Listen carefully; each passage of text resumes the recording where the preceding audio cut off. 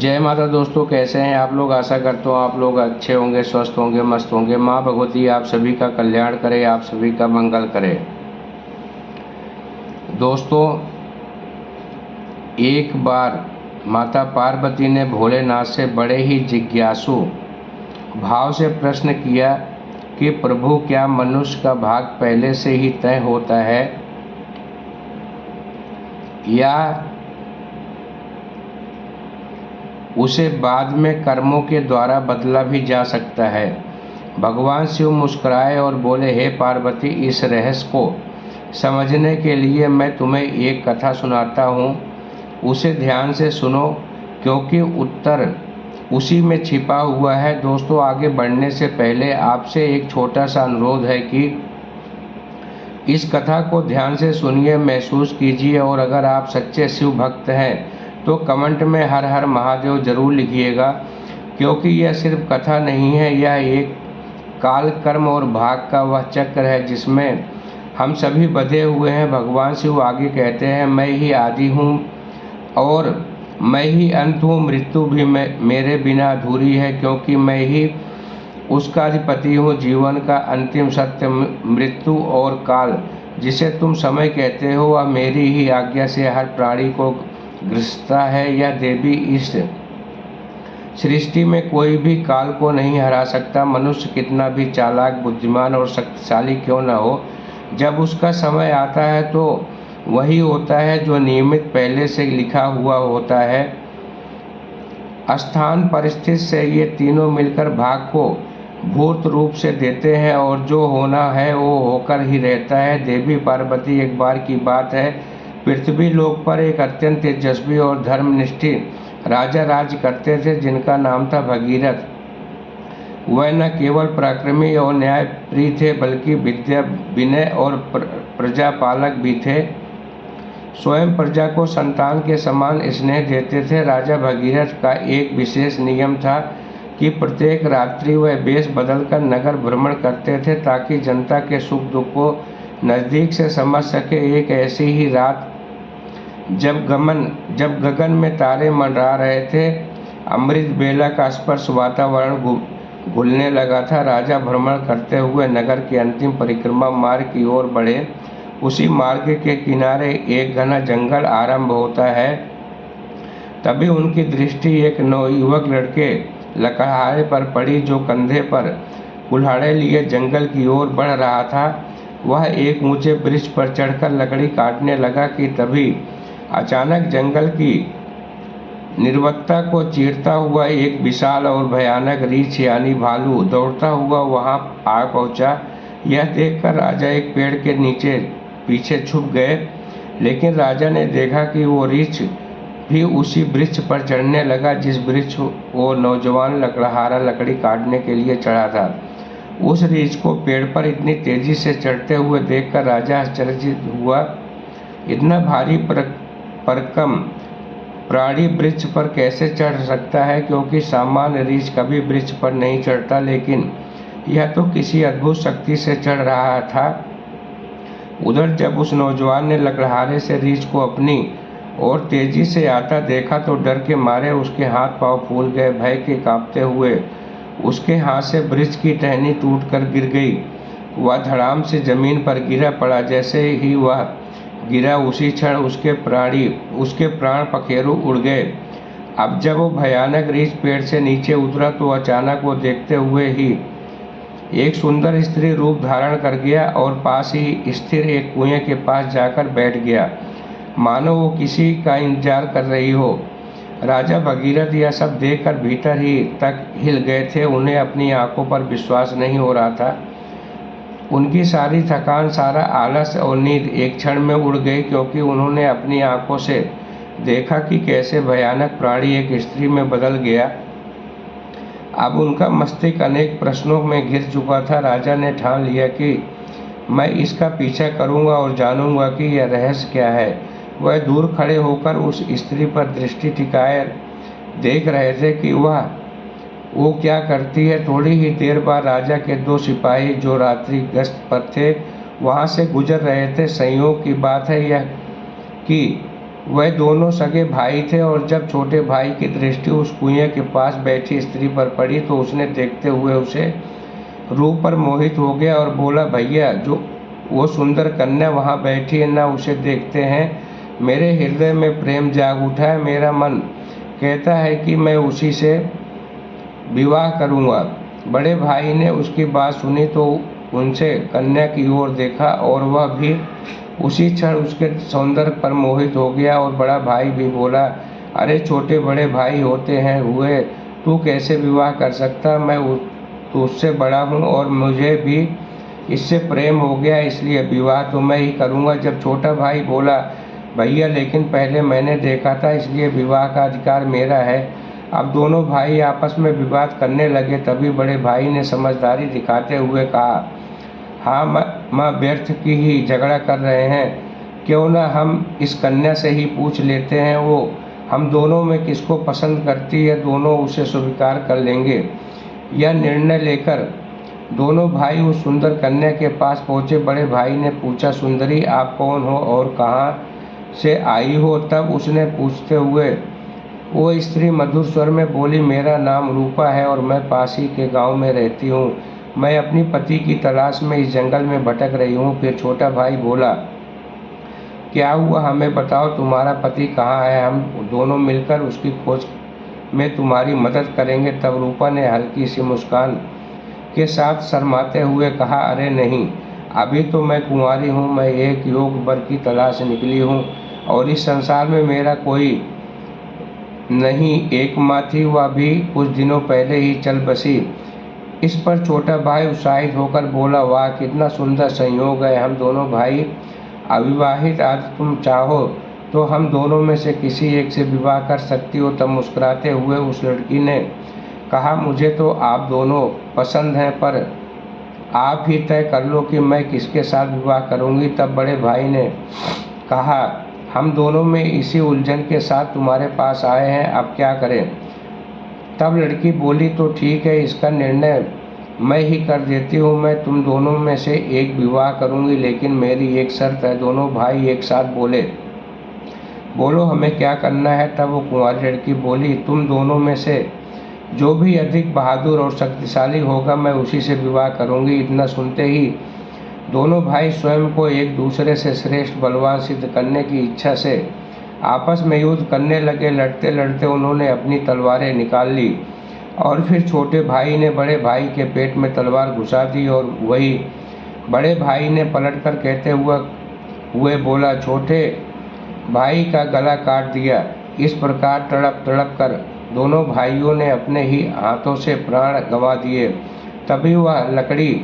तभी वह लड़की जोर से हंसने लगी और वहां उठकर घने जंगल की ओर चल दी। वहीं दूसरी ओर राजा को एक और गहरा सदमा लगा। उन्होंने सोचा कि स्त्री ने क्या कर दिया, या तो कोई छलावा थी।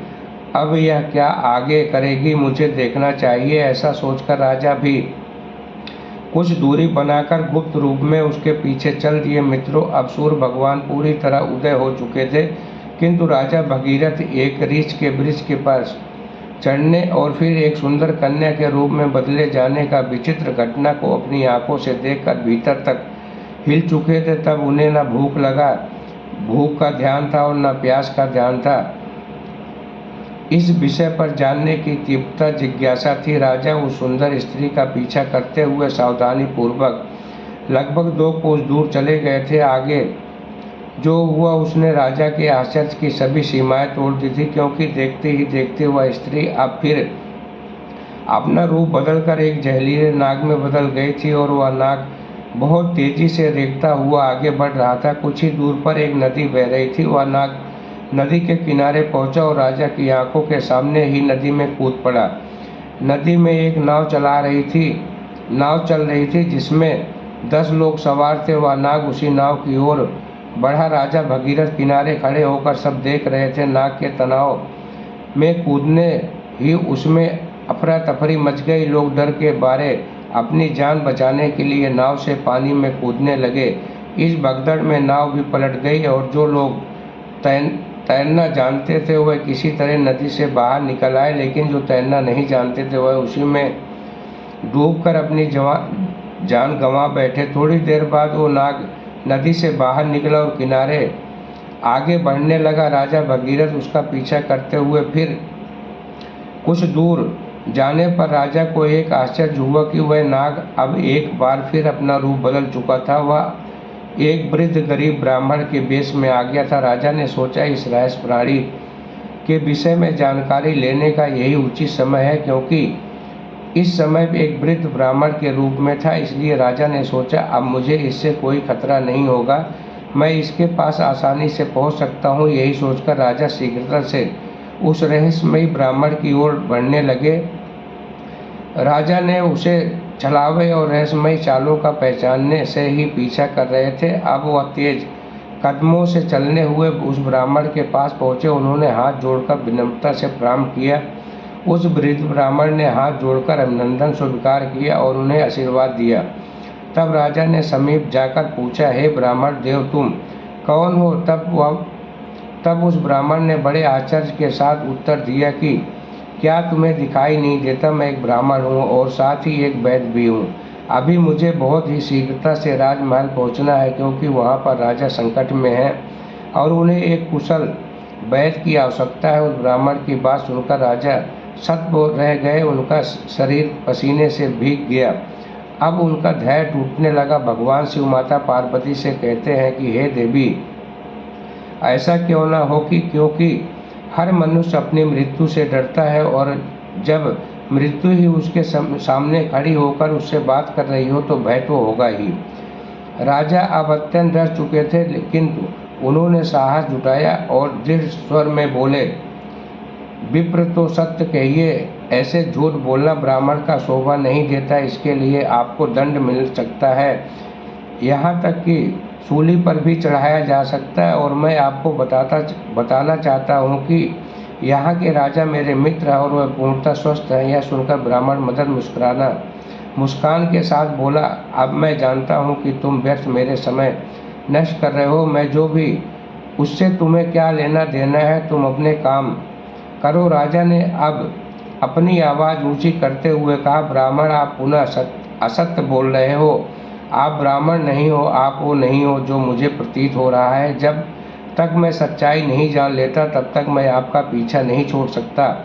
आपको सच बताना ही पड़ेगा। फिर वह से मंद मुस्कान के साथ ब्राह्मण बोला, युवक, मैं एक ब्राह्मण ही हूँ, मुझे जाने दो, नहीं तो यह कि राजा की मृत्यु का कारण तुम बनोगे और इसका पछतावा तुम्हें जीवन भर रहेगा। ब्राह्मण के मुख से ऐसी बातें सुनकर राजा को क्रोध आ गया। उन्होंने अपनी गुप्त तलवार निकाल ली और बोले, अब आपने झूठ नहीं बोल सकते। मैं तब से आपका पीछा कर रहा हूँ जब आप रीछ का रूप धारण किए। आपने युवक लकड़हारे को मार डाला, फिर एक सुंदर स्त्री बनकर सिपाही भाइयों को दूसरे के हाथों से मरवा दिया। फिर आप विषैला नाग बनकर नदी में कूद गए, नाव पर चढ़ गए जिसमें कई यात्री सवार थे। आपकी दहशत के कारण भगदड़ मची, नाव पलट गई। जो तैरना जानते थे वह बच गए, जो नहीं जानते तो डूब गए। आप वृद्ध ब्राह्मण का रूप धारण करके नई चाल कर रहे हो, इसलिए ब्राह्मण ने अब असत्य कहो, तुम कौन हो? राजा की तीखी बातें और तलवार की नोक देखकर ब्राह्मण शांत हो गया। बोला, युवक, यदि मैं न बताऊं तो तुम क्या कर लोगे? राजा ने तलवार को उसके और निकट कर लिया और बोले, अब तुम परिणाम भुगतने के लिए तैयार हो जाओ, क्योंकि अब तुम्हें कोई नहीं बचा सकता। लोगों की हत्या करने के दोषी हो, इसलिए तुम्हें राज दरबार में प्रस्तुत करना ही पड़ेगा, सूली पर चढ़ाना ही पड़ेगा। सम्राट भगीरथ का राज्य, जो एक न्यायप्रिय और प्रजावत्स राजा था, वह तुम यहाँ से जीवित वापस नहीं जा सकते। इसलिए तुम्हारी भलाई इसी में है कि मैं अपने असली रूप में आओ और अपनी सच्चाई मुझे बताओ। भगवान शिव कहते हैं, हे देवी पार्वती। राजा की ऐसी बातों को सुनकर वृद्ध ब्राह्मण जोर जोर से ठहाके लगाकर हंसने लगा और बोला, राजन, मैं जानता हूँ कि यह नगरी सम्राट भगीरथ की है, जो एक महान प्रतापी और धर्मनिष्ठ राजा है, और यह भी जानता हूँ कि वह तुम ही हो, विशाल सम्राट भगीरथ। क्यों अब तुम भी एक बात जान लो कि तुम मुझे नहीं मार सकते, बल्कि एक दिन ऐसा आएगा जब मैं ही तुम्हें मारने के लिए विवश कर दूंगा। भगीरथ के हाथ से तलवार छूटकर नीचे गिर गई और वह हाथ जोड़कर चुप हो गए और मन ही मन सोचने लगे, जिसने इस रूप में भी मुझे पहचान लिया वह कोई साधारण मानव तो हो नहीं सकता। तभी राजा विनम्र होकर बोले, हे ब्राह्मण, अब जब आपने मुझे पहचान ही लिया है तो कृपा करके भी बताइए कि आप वास्तव में कौन हैं। तब वो ब्राह्मण बोला, हे राजन, किसी ने सत्य ही कहा है कि संसार में 4 हट सबसे बलवान होते हैं, राजहट, बाल हट, स्त्री हट और योग हट। तुम राजा हो इसलिए राजहट पर अड़े हो। अब तुम बिना मेरी सच्चाई जान नहीं रह सकते, यह मैं जानता हूँ कि इसलिए अब ध्यान से सुनो, कौन हूँ और तुम्हारी राजधानी में क्या करने के लिए आया। वृद्ध ब्राह्मण ने बताया आरंभ किया और कहा, हे राजन, अब मैं तुम्हें अपनी पहचान बताता हूँ। मेरा नाम काल है। तुम जानते हो कि संसार में जितने प्राणी जन्म लेते हैं उनकी मृत्यु निश्चित होती है, इसलिए इस धरती को मृत्यु लोक कहा जाता है। जब प्राणी माता के गर्भ में आता है तो उसी समय उसका भाग्य लिख जाता है। नियति के अनुसार आत्मा शरीर में प्रवेश करती है और वह जीवित होता उसी क्षण उसकी मृत्यु का समय, स्थान, कारण विधाता द्वारा निश्चित कर दिया जाता है। जब किसी प्राणी की मृत्यु का समय आता है तो भगवान शिव ही धर्मराज को उनकी सूचना देते हैं, क्योंकि सभी प्राणियों की मृत्यु का निर्णय शिव जी ही के पास होता है। धर्मराज शिव जी आज्ञा प्राप्त कर मुझे यानी काल को आदेश देते हैं कि अब जाओ और उस प्राणी के प्राण ले लो। तब मैं मृत्यु लोक में आता हूँ। मुझे पहले से ही पता होता है कि प्राणी की कब और कहाँ कैसे मृत्यु होगी, इसलिए उस प्राणी को निश्चित समय पर निश्चित स्थान पर पहुँचा देता हूँ, वहाँ पर उसकी मृत्यु सुनिश्चित हो और जिस प्रकार उसकी मृत्यु विधाता ने लिखी होती है, मैं उसी प्रकार परिस्थितियाँ और घटनाएं वहाँ पर परिस्थित कर देता हूँ। इसलिए राजन सुनो, उस लकड़हारे को मैंने ही मारा। जब